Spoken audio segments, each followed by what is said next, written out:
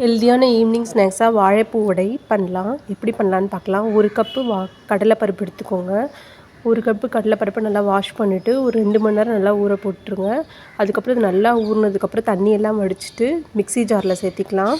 தண்ணியே இருக்கக்கூடாது, கம்ப்ளீட்டாக வடிச்சு அதுலேருந்து ஒரு டேபிள் ஸ்பூன் மட்டும் தனியாக பருப்பு எடுத்து வச்சுருங்க. மீதி பருப்பை வந்து மிக்ஸி ஜாரில் சேர்த்திட்டு ஒரு 1/2 ஸ்பூன் இஞ்சி பூண்டு பேஸ்ட்டு, 2 பச்சை மிளகாய், அதுக்கப்புறம் 3 வரமிளகா, அதுக்கப்புறம் 1 ஸ்பூன் சோம்பு, 2 டேபிள் ஸ்பூன் பொரிக்கடலை, அதுக்கப்புறம் கொஞ்சம் டேஸ்ட்டுக்கான கல்லுப்பு சேர்த்திக்கோங்க.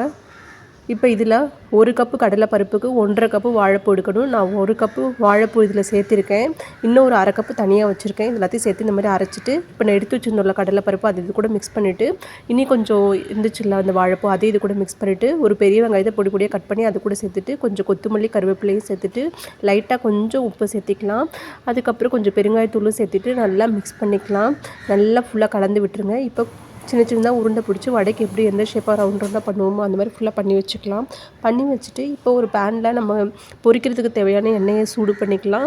சூடு பண்ணிவிட்டு ஒன்றா இந்த மாதிரி போட்டு போட்டு எடுங்க. ஒரு சைடு நல்லா வெந்ததும் இன்னொரு பக்கம் டர்ன் பண்ணி இன்னொரு பக்கம் நல்லா வேக வச்சு எடுத்துருங்க. உங்களுக்கு ஹெல்த்தியான ஈவினிங் ஸ்நாக்ஸ் ரெடி ஆகிடும். நீங்கள் இந்த மெத்தடில் பண்ணி பாருங்கள். 1 கப்பு கடலைப்பருப்புக்கு 1½ கப்பு வாழைப்பூ போடுங்க. அப்போ தான் உங்களுக்கு வாழைப்பூ சாப்பிட்ட மாதிரி இருக்கும், ஹெல்த்தியாகவும் இருக்கும். ட்ரை பண்ணி பாருங்கள். And thank you.